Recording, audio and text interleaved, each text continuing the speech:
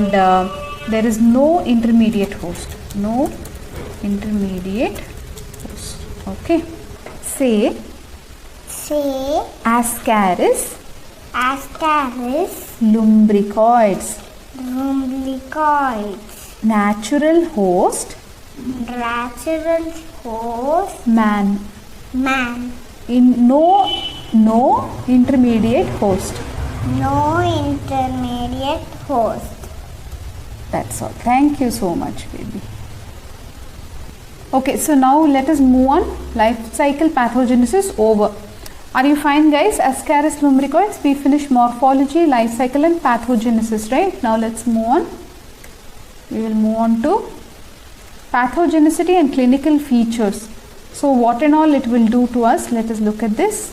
So what will happen if this insect is there in us?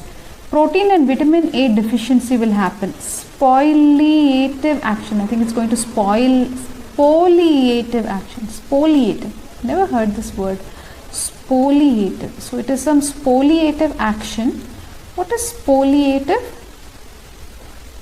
Hold on.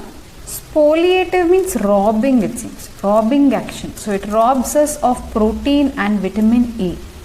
Okay. So the worm inside us will rob the proteins and the vitamin A from us.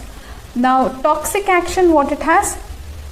Urticaria and angioneurotic edema. What?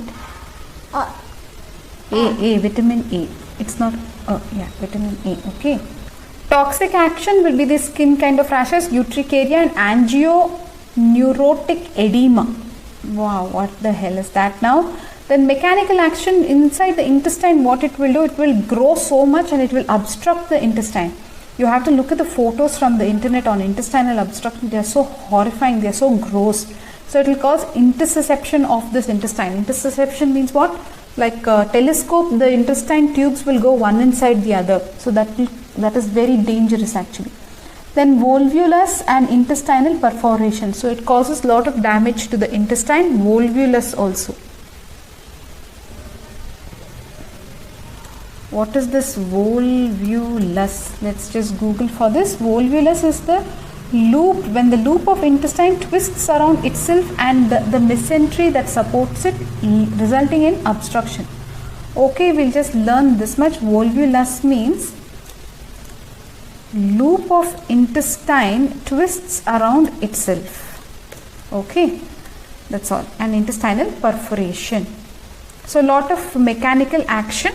Hold on, we'll get you a beautiful photo from the internet on Ascaris lumbricoids, how it obstructs the intestine. You have to see. It's like, it can be kind of horrifying for you to see. I think we'll try to find a better photo. So this is the photo from Wikipedia. Look at this, how the intestine, it has completely grown and it's blocked off. Oh my god. Okay. What happens in the lungs? Lungs, it can cause pneumonia, Loeffler syndrome. Loeffler syndrome means eosinophils in the lungs, right? Hold on. So you can see here, this is the Loeffler syndrome photo. Okay. Say Loeffler syndrome. Lungs. Okay. Thank you. So that is the worms, ma. These are the worms in the intestine. Okay. In the intestine, all the worms will grow. That's why you should take tablet for killing the worms. Okay. Guys, just note here this clinical features, right? The disease is actually called as Ascariasis. Okay. There are symptoms due to the migrating larva and there are symptoms due to adult larva. So we'll do one thing. In the next video we will continue. Okay, because there is a lot to cover. Lot of clinical features are there. Let us not go do everything in this video only. Okay. Ascariasis Wanderlust. So much is there, guys. So do one thing, no, come back for the next video. We will start off with the clinical features again in the next video. Okay. Then we have to look at laboratory diagnosis. We have to look at the treatment and prophylaxis of Ascaris lumbricoids. Okay. So this much is left. So in the next video we'll do one thing. We'll start off again with the clinical features. Okay. So just let's recap what we have seen so far. Ascaris lumbricoids, we saw that it is a parasite helminth nematode. Okay, it is called as roundworm. It is the common name that they use for Ascaris lumbricoides is roundworm. Then morphology, you saw about the male and the female. Then you saw the eggs, unfertilized and fertilized. Then life cycle pathogenesis. Basically in this there are some more details, okay, about the you should know about the timing and all. Like now in the soil, it can live like forever, they are saying, right? It can live for several years in the soil, okay. Then what else they are telling? They are saying in clay soil, right? It likes clay soil. Heavy clay soil it likes a lot, okay.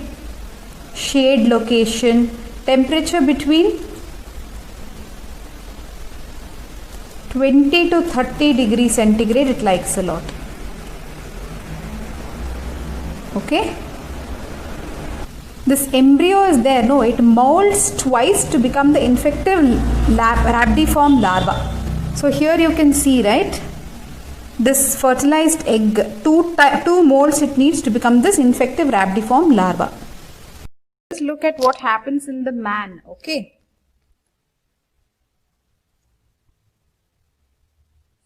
Now in the man, he eats this vegetable, right, which has all this rhabdiform, what is that called, embryonated egg, right. He eats this embryonated egg, it goes to his duodenum. There, what happens, the larva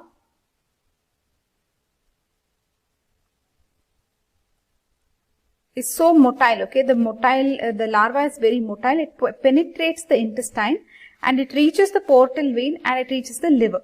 This much you understood, right? So from the small intestine it has reached the liver. Now from there, through the blood supply it will reach the heart, and from heart it will reach the lungs. In 4 days it will reach the lungs. There it will grow, and in the lung it will mold twice. Just remember, in the lung it will mold twice here. In the lung it will mold twice, and it will stay there only. It will grow in the lung for 10 to 15 days it will grow. Then what will happen? It will come up, okay, to the trachea, to the throat. There it will make us swallow it, and from the windpipe it will reach the food pipe, right? It will come to the pharynx and it will make us swallow it, and then again it will reach the intestine. Now in intestine what it will do? The larva again will mold, okay, and it will mold into adult. Now adult, after 6 to 12 weeks they will become sexually mature. When they become sexually mature and there is copulation, the female lays eggs. So I am always wondering, no, they show one larva this man ate and how it became 2. So I am thinking 2 larvae have entered this man and it became one male and one female. And then what happens? The gravid female will release the eggs, okay. Now this adult worm will live it will live for 1 year. Wow, it can live for 1 to 2 years it can live, okay. So that was the life cycle pathogenesis in man and in soil, okay. So in the next video we will look at the pathogenicity and clinical features in detail. We will look at the laboratory diagnosis. We will look at the treatment and prophylaxis also.